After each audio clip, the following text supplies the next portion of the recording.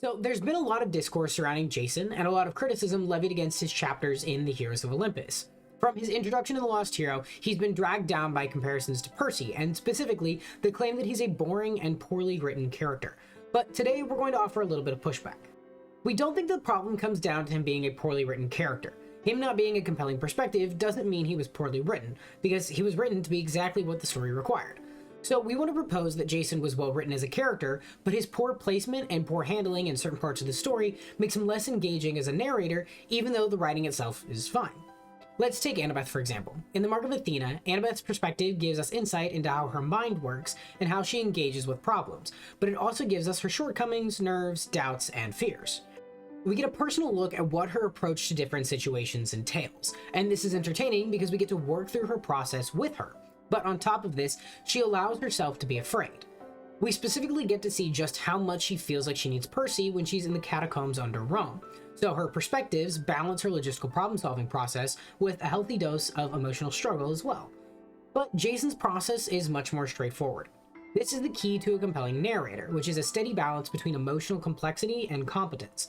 No one likes a character who is all emotion and can't handle themselves without help, and no one likes a character who is perfectly competent in every situation without a shred of fear or doubt. This is how we get terms like Mary Sue. But for Jason, there's a very specific reason why he never shows us as the audience evidence of him being afraid. He was abandoned at the age of 2 and left to live with the wolves, and he specifically says that the core lesson that they were trying to instill within him was the fact that he could never show weakness. He understood that he was always meant to portray strength and confidence, and this is why Jason found comfort in battlefield scenarios, where he could take command, because there was no personal connection required. We're seeing the perspective of someone who has always pushed his personal needs aside in favor of everyone else. So we get to see Annabeth get anxious about the Mark of Athena, and we get to see how Percy sees Annabeth through his eyes. But Jason never has a moment like this because he's conditioned not to. He was taught never to worry or show that he was concerned, whereas Percy is very much a victim of his emotional connections to the people he loves. This is where we get into the problem with Jason's perspective, which is that he has spent so long pushing down his own concern for his own well-being that it's not even a factor in his internal monologue anymore. And say what you will about whether or not this idea is entertaining to read, but it's very much in character for Jason. The idea that he doesn't ever seem to be afraid has a strong basis in his backstory, so there's a very good reason as to why he is the way that he is. In fact, we get to see how good he's gotten at reading people because he spent so long discarding his own needs in favor of what he can do for everyone else, and more importantly, what he can do for the mission. He sees Leo's wit and sarcasm for what it is, which is a shield that keeps him safe from being emotionally vulnerable. And when he gets back from Calypso's island, one of the first people to take notice that he's acting off is Jason. This happens again when Cupid inadvertently outs Nico in Jason's presence. But all this time, Jason has always been conditioned to favor the greater good over the needs of the individual, to sacrifice himself in favor of the mission. So Jason is a good character, he just works better from an outside perspective, or better yet, works well when he has time to deconstruct his own conditioning. This is why he seems to work better as a supporting character for someone like Percy or Lester, because in the Heroes of Olympus, he hasn't taken the time to unravel the fact that he's allowed to care about his own needs, and the story doesn't give him room to do so. He and Percy work very well together in combat because this is their home court. Jason is comfortable fighting and his powers work extraordinarily well with Percy, but Percy's more compelling narrator follows since he's more emotionally mature. But again, that doesn't mean Jason wasn't written well. As we said before, he was written to be exactly what he was needed to be, which was a soldier, who had yet to overcome his conditioning since he was literally raised by wolves. He didn't have a weak emotional perspective because of bad writing. He had a weak emotional perspective because he had been beaten out of him as a child, and what we're seeing is the result before he got his chance to do some internal reflection. Other characters are compelling because they're allowed to worry, they're allowed to be afraid, and they're allowed to be emotionally unstable from time to time. But this instinct has been completely eroded in Jason.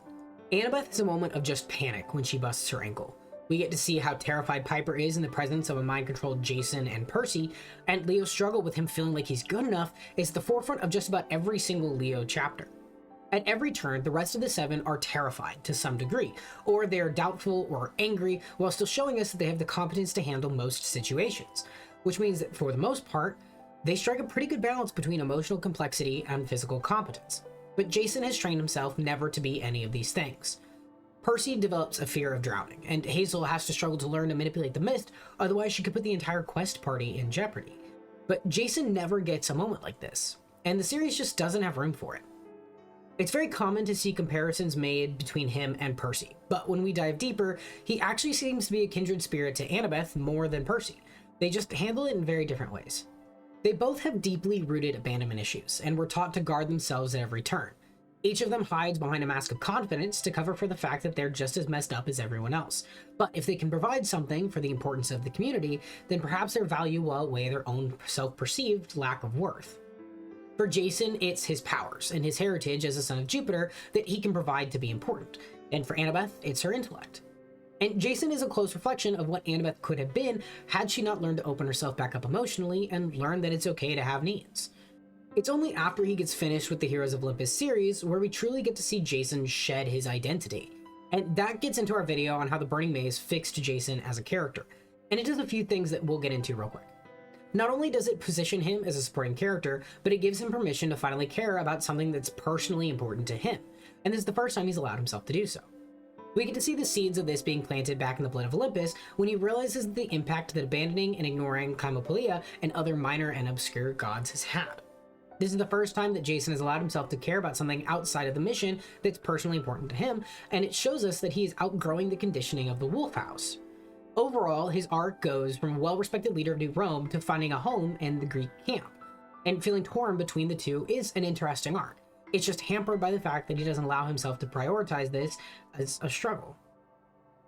He finds out that he's allowed to have a foot in both camps, and that he's not being forced to choose one over the other. They can both be his home, and perhaps stepping down from the role of praetor was the best thing that ever happened to him. It allowed him to really discover himself without abiding by the role that everyone wanted him to fill. As the son of Jupiter, he was always expected to be a leader, the general, the diplomat, the problem solver. He was never allowed to walk the same ground as everyone else and be just as broken and flawed as his comrades, so he internalized this and it came through in his chapters.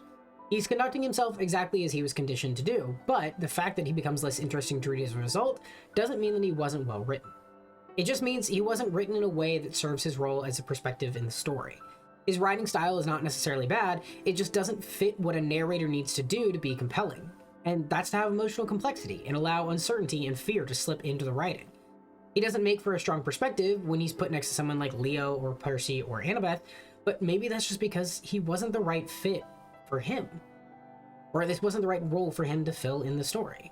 But that's our take on how Jason's writing wasn't bad per se, just that it didn't fit what a compelling perspective should have been in order to be interesting. But let us know what you think. We always thought that Jason was a good character, just that he was mishandled. And we'd love to hear your take on this idea down below. As always, we love this series, we love talking about this series, and we'd love to have you join in on the conversation. Take care, demigods, and we'll see you in the next one.